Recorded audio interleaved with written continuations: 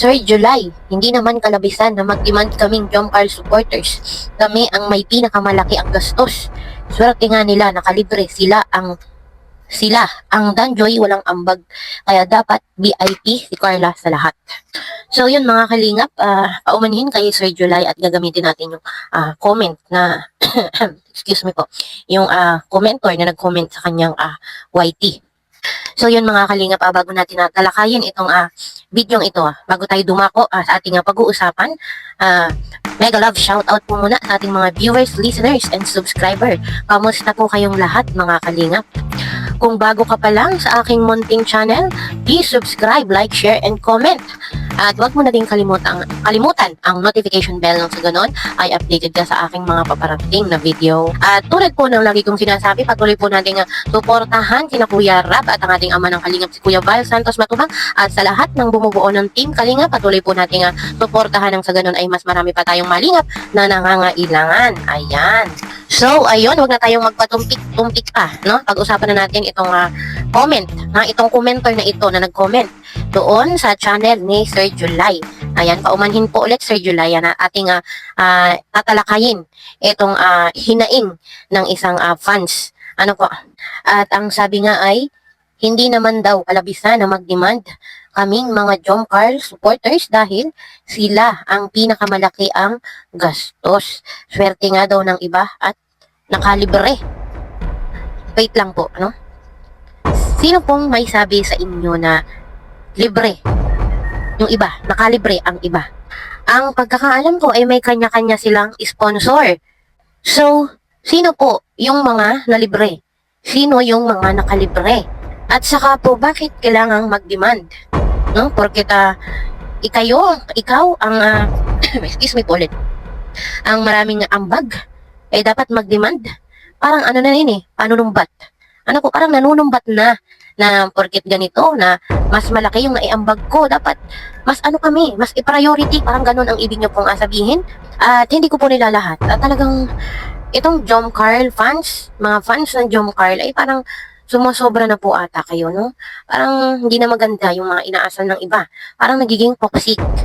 Ano po, paumanhin sa inyo. Parang hindi na po maganda yung mga ganyang komentor nyo. Lahat naman po sila ay pantay-pantay doon. Walang dapat na i-demand na kailangan ang Jomcar ang mas i-priority, ang i-VIP. Dapat hindi po tayo ganoon. Alam niyo po ba sino ang dapat na VIP? At ito pa ang nagpapainit sa mata ng mga Danjoy supporters, no? Sabi, ang Danjoy walang ambag. Kaya dapat VIP si Carla sa lahat. Sino pong may sabi sa inyo na walang ambag ang Danjoy? Ha? Sino pong may sabi sa inyo? Meron po yung pera. May nag-sponsor po sa kanila. Hindi man po ganun kalaki. Pero, lahat po sila ay may ambag. At saka, bakit po big deal sa inyo yung mga ambaga na yan? Lalo nyo pong pinapagulo yung mga sitwasyon na dapat nag-e-enjoy lang sila doon. No? Kayo po yung nagpapagulo, yung mga fans, no? Yung mga toxic fans. Hindi ko naman po nila lahat, yung iba lang. Ano po? Ang dapat na VIP dyan, sina Kalingap Rab, si Kuya Val, sila po dapat. Kasi sino ba ang founder ng Kalingap? Di ba po sila? Sabihin na natin na naandun yung concern nyo kay na Carla sa mga love team. Ano po, sina Kalingap Rab ay alam naman po ang mga dapat gawin sa kanila. Alam nila kung anong ikabubuti. Alam nila kung ikakasama ba ng lahat ng mga love team, lalo na si Carla na inyong masyado gustong i-VIP or i-priority. Ano po, wag po natin pairalin, iasal yung mga ganyang pag-uugali. Lalo pa, no, na minumura nyo na si Kalingap Rab. O ano ng mga pinagsasabi nyo hindi magaganda na masasama. Kung bago ka pa lang sa aking munting channel ay please subscribe, like, share, and comment. Huwag mo na rin kakalimutan ang notification bell nang sa ganun ay updated ka sa aking. Tulad po nung sinabi ko dun sa mga last video ko na pag fans lang. Pag viewers lang. No, wag nang masyadong pakialamero. Alam nila kung anong ikabubuti ng mga love team na walang dapat very important person. Walang ganun. Ang totoxic, no? Ang totoxic. Di ko nila lahat, pero ang totoxic talaga. So yun mga kalingap, ito ay aking saloobin, opinion. No? Ito yung aking nararamdaman doon sa mga toxic fans ng Jomcar. No? Umabot pa talaga sa pagmumura. Ang lala nyo. Ang lala nyo na. Sa totoo lang mga kalingap, pinapahamak ng mga ibang toxic fans itong si Carla. Yun ang totoo, pinapahamak nyo si Carla. At saka, wag nyo pong sinasabi na walang ambag ang Danjoy. No? Ang daming may gusto sa Danjoy, ang daming sumusuporta dyan, no? Ang dami ding sponsor, kaya wag nyo sasabihin na walang ambag ang Danjoy. At saka ang fans ng Danjoy, mga supporters ng Danjoy, tahimik lang. No? Hindi po magulo, hindi nyo po papansin yun, no? Hindi toxic, no? Kung anong gusto ng Danjoy, support lang. So sana ganun din yung mga fans at supporters ng Jomcar. Para walang gulo. Huwag niyong paguluhin ang mga sitwasyon. At saka doon sa sinasabi niyo na sana na VIP dapat si Carla sa lahat. Ano po bang ibig niyo sabihin doon? Dapat ba si Carla nakasakay sa isang eroplano ba? Ano bang gusto niyong sasakyan dapat?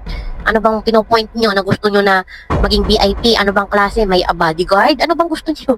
Kanya ba yung gusto niyo? Yung bang very important person? Yung hindi naaalikabukan? Ganun ba mga kalingap? Natatawa na lang akong naiinis, no? Ang dami niyong alam, sa totoo lang, no? Sana marunong tayong lumugar. Alam natin yung mga pinagsasabi natin, di bitaw lang na bitaw ng mga salita. Dapat nga, maging thankful na lang tayo, no?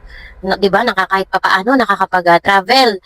Sina Carla, yung mga ating love team, lahat ng team Kalingap, no? Nakaka-experience sila ng mga ganong travel. Kasi po, kung tutuusin, kung wala si Kalingap Rab, si Kuya Val, kung wala yung bumubuo ng team Kalingap, wala din si Carla. Wala din yung mga love team na iyan. Wala yung sinusuportahan nyo. Wala lahat. So yun mga kalingap, ano pong masasabi ninyo? Malaya po kayong magbigay ng inyong mga komento. Hanggang dito na lang pong muli. See you in my next video. Bye!